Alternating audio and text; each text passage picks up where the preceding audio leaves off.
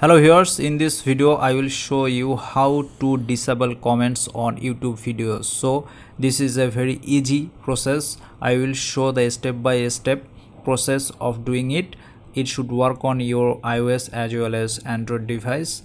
So let's start it. First of all, you have to install and open your YouTube Studio app.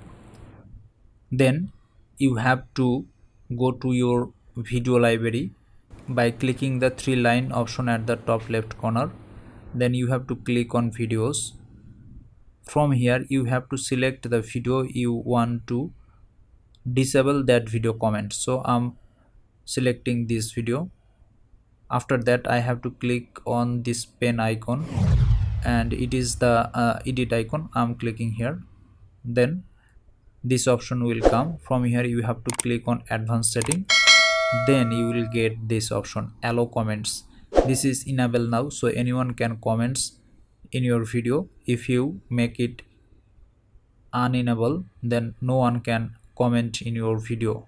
So in this way you can avoid the bad comment from your video. After unenable you have to click on save option. Then no one can make comment in your video. Thanks for watching. If this video helped you out, please consider leaving a like and let me know in the comments if you have any question. Have a good day.